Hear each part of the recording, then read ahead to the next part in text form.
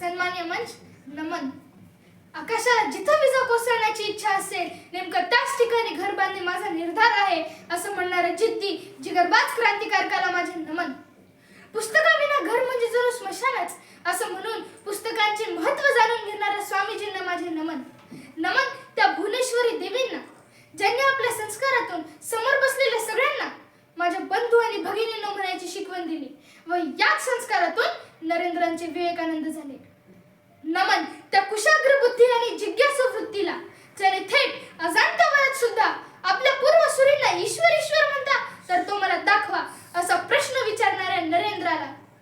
म्हणूनच मी सुप्रिय सूर्यकांत चव्हाण आपल्या समोर विषय मांडतोय, स्वामी विवेकानंदांचे भारतासाठीचे योगदान.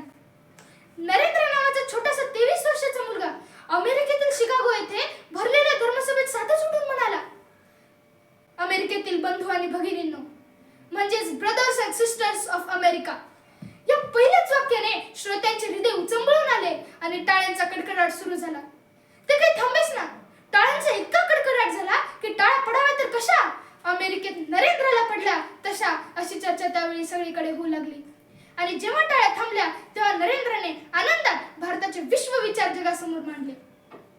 ते नेहमी म्हणत, लक्षात ठेवा, राष्ट्र हे दीनदलितांच्या झोपडपट्टीमध्ये निवास करतो आहे, म्हणून जनतेला जागृत करणे हे अति आवश्यक आहे.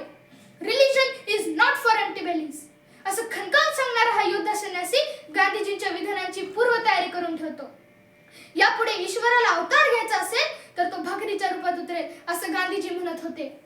नाधो महानोर यांच्या शब्दात सांगायचे झाले तर, मोडलेल्या माणसांचे दुःख ओले झेलताना, मोडलेल्या माणसांचे दुःख ओले झेलताना, त्या दिनांच्या उशाशी दीप लावू झोपताना, त्या दिनांच्या उशाशी दीप लावू झोपताना.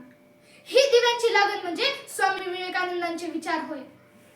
स्वामी विवेकानंदांच्या योगदानाबद्दल नोबेल प्राप्त व भारताचे राष्ट्रगान लिहिणारे रवींद्रनाथ टागोर असं म्हणतात, जर तुम्हाला भारताला जाणून घ्यायचं असेल तर विवेकानंदांचा अभ्यास करा, कारण त्यांच्या व्यक्तिमत्वात फक्त सकारात्मकता आहे, नकारात्मकता मुळीच नाही. धर्माच्या माध्यमातून असे विचार पेरणारे स्वामी विवेकानंद हे समाजवादी होते. संस्कार पीठांनो, आज आपली युवा शक्ती वेगवेगळ्या रंगांच्या झेंड्याखाली विभागली जात आहे. संधी साधू या शब्दाला बळी पडत आहे. आपल्याला हे सर्व दिसत असलं तरी आपली गत आंधळ दळतं आणि कुत्रपीठ खातं अशीच झालेली आहे. आपल्या या सद्विवेक बुद्धीला पटत नसलं तरीही जिधर बम उधर हम असं म्हणून आपणही प्रवाहात वाहून जातो. लोकसंख्येने करोडपती असलेल्या देशात लोकशाहीचे मूल्य पायदळी तुडवल्या जातात. या सळसळत्या रक्ताच्या तरुणाईचा योग्य वापर करण्याचा सल्ला स्वामीजींनी आपल्याला दिलेला आहे. म्हणूनच 12 जानेवारी हा दिवस आपण राष्ट्रीय युवक दिन म्हणून साजरा करतो. संस्कार पीठांनो, तुम मुझे खून दो मैं तुम्हें आजादी दूंगा असं खणकावून सांगणारे सुभाषचंद्र बोस स्वामी विवेकानंदांबद्दल सांगतात, स्वामीजी इतने महान थे, स्वामीजी इतने महान थे, इतने गहन थे कि अगर आज वे जिंदा होते तो मैं उनकी चरणों में होता. आपण ही त्याच संस्कृतीतली बाळे आहोत.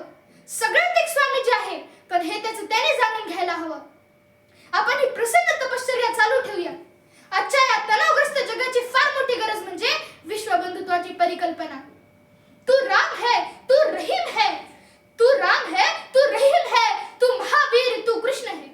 तू राम है, तू रहीम है, तू महावीर, तू कृष्ण है.